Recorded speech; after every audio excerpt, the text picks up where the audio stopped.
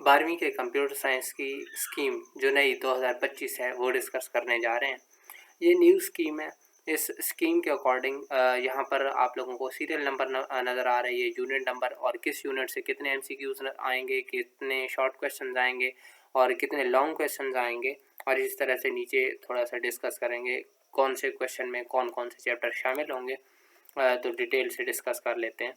ये unit number 1 2 3 4 5 14 तक हैं। इसी तरह से सब यूनिट से एक एक एमसीक्यूज आएगा 6 तक। 7 से एमसीक्यूज नहीं आएगा, 8 से 2 आएंगे और 12 से 2 आएंगे और बाकी सब से एक एक एमसीक्यूज आएगा, जैसे आपको यहाँ पर नज़र आ रहा है। उसके बाद ये चैप्टर है 14। इनमें से शॉर्ट क्वेश्चन जो है पहले में से 3, दूसरे में से 2, फिर तीसरे में से शॉर्ट क्वेश्चन नहीं आएगा, इसमें से एक लॉन्ग क्वेश्चन आएगा। अच्छा, आगे जो है चौथे में से 2, पाँचवें में से 2, छठे और सातवें में से शॉर्ट आएगा नहीं, आठवें में से 3, फिर 9वें में से कोई शॉर्ट नहीं आएगा, 10वें में से 4, 11वें में से 3, 12वें में से 3, 13वें में से 3 और 14वें में से 2। और लॉन्ग क्वेश्चन की बात करते हैं। फिर उसके बाद जो है हम लोग क्वेश्चन नंबर 2 में कौन कौन से चैप्टर शामिल होंगे, 3 में और 4 में कौन कौन से शामिल होंगे। अच्छा, लॉन्ग क्वेश्चन एक जो है चैप्टर नंबर आपके पास 3 से आएगा और एक 6 से आएगा। और इसी तरह से आपका जो सी लैंग्वेज है उसमें चैप्टर नंबर 9, 11 और 12 से लॉन्ग आएंगे। चैप्टर नंबर 9 से जो है वो थ्योरी आएगी और चैप्टर नंबर 11 और 12 से प्रैक्टिकल प्रोग्राम्स जो हैं वो आएंगे।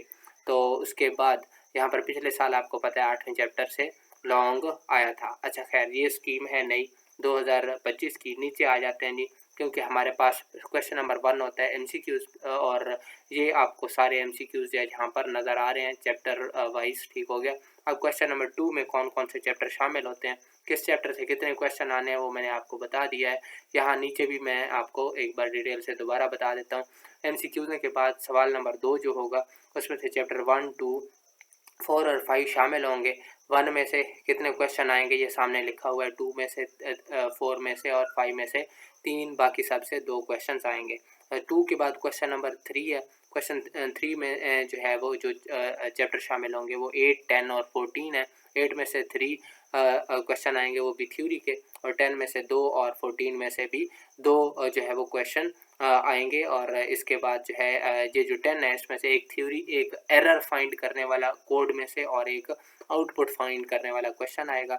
आगे क्वेश्चन नंबर 4 जो है उसमें चैप्टर 11, 12 और 13 शामिल होंगे। और सबसे पहले चैप्टर 11 में से 3 क्वेश्चन आएंगे, एक थ्योरी वाला, एक एरर वाला, एक आउटपुट वाला। और इसी तरह से चैप्टर 12 से एक थ्योरी, एक एरर और एक आउटपुट, या फिर एक लूप से दूसरे लूप में कन्वर्ट करने के लिए क्वेश्चन आएगा, यानी कि ये भी आउटपुट के रिलेटेड होगा। और इस तरह से चैप्टर 13 से 3 थ्योरी के क्वेश्चंस आएंगे। यहाँ पर शॉर्ट क्वेश्चंस खत्म हो जाते हैं और उसके बाद आगे जो है लॉन्ग क्वेश्चंस है। लॉन्ग क्वेश्चंस में क्वेश्चन नंबर 5 है वो चैप्टर 3 से आएगा और क्वेश्चन नंबर 6 जो है वो चैप्टर 6 से आएगा। इन दो में से आप लोगों ने एक करना होगा।